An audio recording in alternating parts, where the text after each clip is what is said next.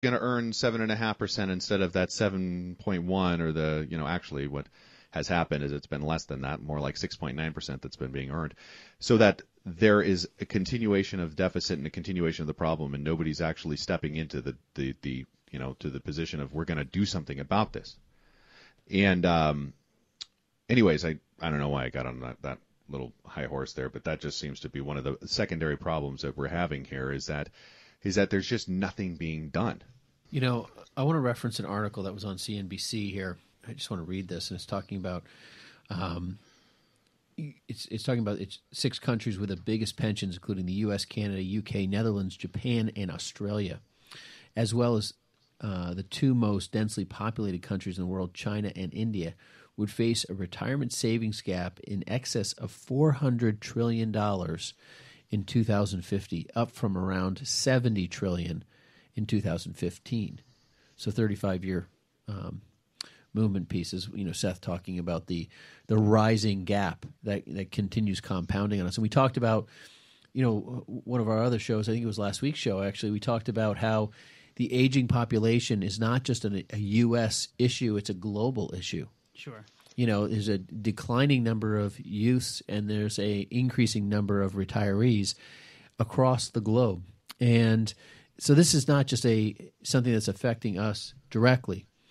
And, I want to get to this in a minute, but I think we're going to take a break. So I'm going to pass this over to Seth. So you're listening to Money on Tap, and we are going to take a quick break here. You can reach us at 855-226-8551 or email us at info@yourmoneyontap.com.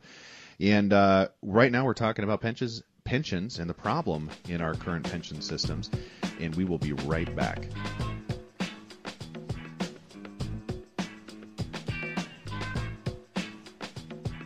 Hi, my name is Seth Crustman, partner with Brayshaw Financial Group and one of the co-hosts of Money on Tap. One of the biggest concerns and largest expenses people face today is taxes. Without thoughtful planning, taxes can destroy future retirement dollars, eliminating the possibility of a timely retirement or dreams of what you want retirement to look like. If you're like most people, you're getting closer and closer to retirement, and you may be wondering if you're taking the right steps. Will my income be enough? Will rising taxes force me to give up my dreams? How does inflation factor into all of this? These are real concerns, and you're not alone. Putting a plan around your financial future is what we do.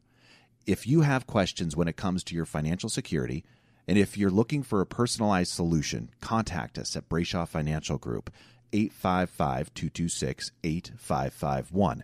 It's time for you to start getting answers to your questions. Headquartered in Bedford, New Hampshire, Brayshaw Financial has offices across the country. We'd love the opportunity to show you how we can help. There's absolutely no cost or obligation to meet with us. Call us at 855-226-8551. 855-226-8551. Thank you for listening to Money on Tap, your personal finance headquarters. We're talking about pensions and the tsunami effect and the tsunami of the pension system out there, and what is going wrong. I mean, we are in a a perfect storm for the pension to collapse all around us. There's everyone that we know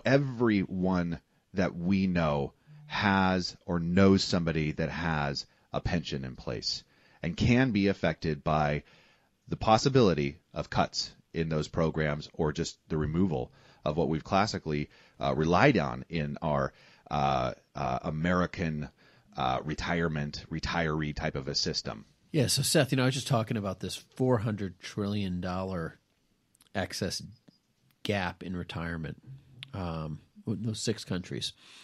And $400 trillion. And John, I was talking the other day, we were just trying to evaluate what is a trillion, right? We have a debt, a national debt. Because we deal with trillions every day, don't we? Yeah, John said, I really can't even fathom a trillion myself. And I said, after I was done counting. But, when you really break this down, this is a really good way to look at it. So John, Seth, let's talk about a million. What is a million? Million's a lot of money. Million's a lot of money, but a lot of people can quantify a million today, okay? So a million seconds, how long a million seconds is? John knows the answer. So, Seth, I'm going to pass this over to you. I'm going to say 1 million seconds is 2 years. It is 11.5 days. Very close, Seth, though. Very Wow, close. I was on the money. Yeah. So, that's a million. What's a billion? This is pretty crazy. What's a billion? So, if a million is 11.5 days, how long is a billion? So in other words, how long would it take for me to count up to a billion? Go 1. Yeah, 2, billion 3. seconds. How long would it take? Yeah. A long time. Again. Yes. 31.7 years. Wow. 31.7 years. I long time to be counting. I hope you packed a lunch. Okay, so hold on a second. So how many seconds does a trillion equal? How long is that? Oh my gosh. I'm going to go into 150 years. I don't know. I'm not going to spend too much time on that. 31,709 years. 31,000. 31,000. And what is our national debt? 20 of those. Oh, wow. Okay. 20 of those. So we have a problem, Houston. 90. And now they're saying we have a $400 trillion gap in retirement for the six largest, impacting countries. So when you start at What was that? 31,000 years. How many? 400 and what? Now, this is globally, right? Yeah, globally. The 400 globally. trillion. 400 trillion globally. Gosh, that makes our 3.85 trillion right here in the U.S. seem pretty Trivial. small. Yeah, I'm like, oh, no big deal, right? No, but that's a huge problem. That is huge. So now when you start talking about our national debt, and you start talking about the retirement crisis, and you start thinking about all the different pieces moving. I mean, Social Security is a drop in the bucket, and that is a huge nightmare. Like when people start thinking about Social Security crashing, they're like, "Oh no, what are we going to do?" It's like that almost seems like the smaller end of our problems. Sure, if you rely on a pension, it would be very nice to know how well that pension is funded. I saw an article recently out of New York. The New York Teamsters Road Carriers Local 707 Pension Fund. It's won the unfortunate award for the first pension to officially run out of money. According to the New York Daily News, and a host of angry former truck drivers who've had their pension benefits slashed, the PBGC, which is the Pension Benefit Guaranty Corporation, has officially been forced to step in and take over payments to retirees of the Local 707, albeit at a much lower rate. So it says this. This guy says, listen, I had a union job for 30 years. We had collectively bargained contracts that promised us a pension. I paid into it with every paycheck. Everyone told us, hey, don't worry. You have a union job. Your pension's guaranteed. Well, so much for that. It's a nightmare. It's just devastated all of our lives. I've gone from having $48,000 a year to less than half that. John, Wow. Seth, listen to this article. Chicago Teachers Pension Fund paid out $1.5 billion, as in boy, $1 billion in 2016. It only earned $7.8 million. It paid out $1.5 billion. It paid out 1.5 billion. It earned 7.8 million. Right. That's okay. Wow. Okay. Okay. Now, in addition to that, right,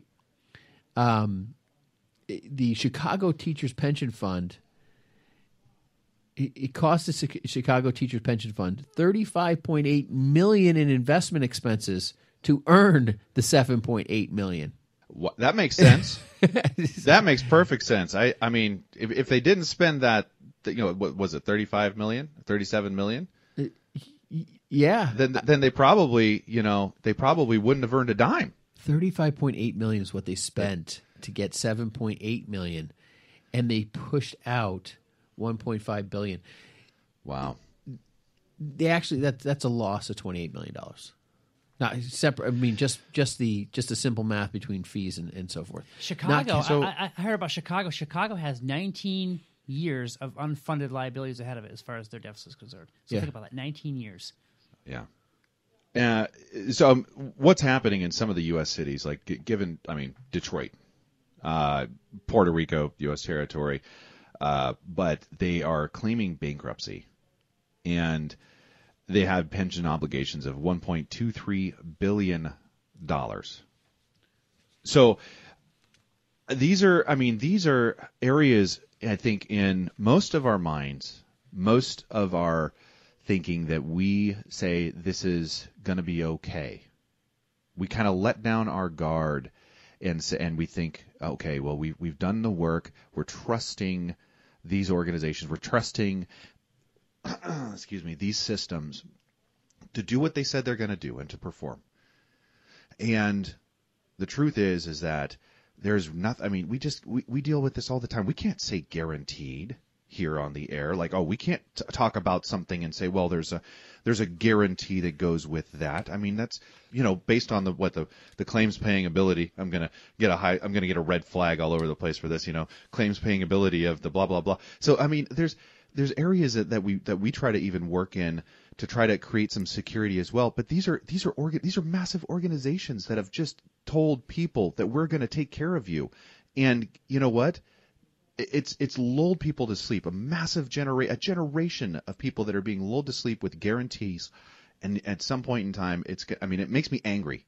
It does make me angry and upsets me to find out that these people are ultimately lied to. And how do they recover when they're 65 years old and go from $45,000 a year of what was considered guaranteed income the rest of their life down to $18,000, $25,000? How do you do that? Well, just jumping back in response to that, and jumping back to that article I was just talking about with Chicago, they say there's 16 billion short. So it says the fund's official asset base decreased by only 1 billion from 11.1 billion to 10.1 billion, thanks to contributions by active employees. Okay. Yeah. Now, they've actually, over the past decade, they've paid out $7 billion more than its investments earned. Wow. Now, this is that can't keep on going on, of course. There's something majorly wrong here. If people don't really figure out what to audit here, that's just foolishness. Because when you think about the past decade, right, we've had a great decade. We're coming across one of the strongest growth decades after 2008. We're coming into the near end of that thing. We've had some real strength. So what's scary about this is that, it's paid out $7 billion more than its investments earned. And we've already seen how horrendously poor this is. I think when you really break this down and you start evaluating scenarios, like if you're listening to this show and you're sitting there with a pension and saying to yourself, hey, I got Social Security and I got a pension, buyer beware, because your crisis is coming. Right? We don't know who's going to get hit first, who's going to get hit next, but it sure looks like everyone's going to get hit. Because when it really breaks it down, right, what's going to happen, right? If all these pensions crash, these all start to get cut, and the PBGC, right, the Pension Benefit Guaranty Corp, steps in. Give you pennies on the dollar. Give you pennies on the dollar on the pennies on the dollar that you already had, right? Who's backing that, right? So the federal government's going to have to step in and back the PBGC on some level, because we have this rising America, this massive retirement force coming through the door in the next 20 years, getting ready to collect for the next 30 years maybe or more, and everyone's living longer. We have a major problem here. And so for people who are counting on Social Security, counting on those pensions, in all these articles that you read, it says how these cities need to convert to 401ks immediately. Now, we meet people all the time, and we try to educate them on the pension scenario, and we give them the information, and we let them make their own decision. We say, listen, this is what you can do with that money. Here's your buyout option that the company's offering you. Here's some scenarios to try to protect you, to help you, to benefit you. These are some things you might be able to do, and so forth, and let them make their own decision. Because at the end of the day, most of the time, we can't even beat the number that the pension's promising.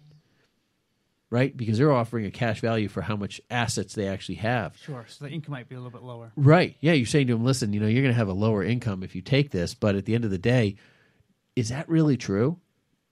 Right? I mean, you're talking about this, this one gentleman we had come through our door, completely initiated by us, that we, got from another gentleman who was retiring, an advisor, and he had a 30% cut in his 80s. Well, with rising inflation and inflationary fears that are going on in our country, a 30% cut could, be a lot more drastic when, maybe we have horrendous rising inflations on top of that.